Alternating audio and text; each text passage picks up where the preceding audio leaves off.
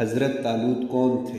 طالوت اور جالوت کی جنگ، تابوت سکینہ اور حضرت شموئیل علیہ السلام۔ آئیے دیکھتے ہیں کہ قرآن و حدیث میں یہ واقعہ کیسے بیان ہوا۔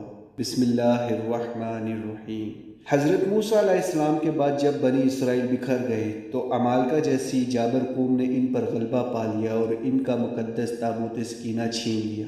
ذلت کی اس دور میں قوم نے اپنے نبی حضرت شموئیل علیہ السلام سے درخواست کی، ہمارے لیے ایک بادشاہ مقرر کیجیے تاکہ ہم اللہ کی راہ میں جنگ کریں۔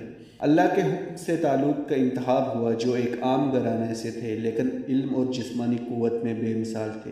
جب طالوت کی بادشاہت کا اعلان ہوا تو دولت مند سرداروں نے اعتراض کیا، اسے ہم پر بادشاہت کا حق کیسے ہے؟ حضرت شموئیل علیہ السلام نے جواب دیا کہ قیادت کا معیار دولت نہیں، اہلیت ہے۔ ان کی سچائی کی نشانی کے طور پہ اللہ نے وہ تابوت سکینہ واپس بھیج دیا جو برسوں سے عمالقہ کے قبضے میں تھا۔ فرشتے اس مقدس صندوق کو اٹھا کر لائے، جس سے شک کرنے والوں کو دل کو اطمینان ملا اور لشکر منظم ہوا۔ طالوت اپنا لشکر لے کر نکلے تو اللہ نے نہر کے پانی سے امتحان لیا۔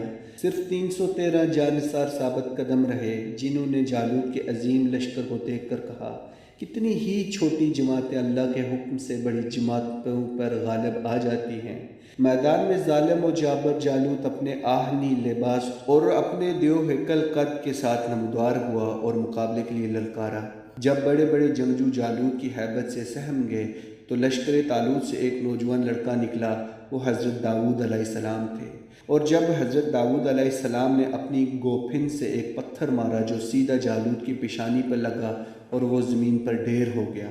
قرآن گواہی دیتا ہے، بس انہوں نے اللہ کے حکم سے دشمن کو شکست دی۔ یہیں سے حضرت داؤد علیہ السلام کی عظمت کا سفر شروع ہوا اور بنی اسرائیل کو دوبارہ عروج نصیب ہوا۔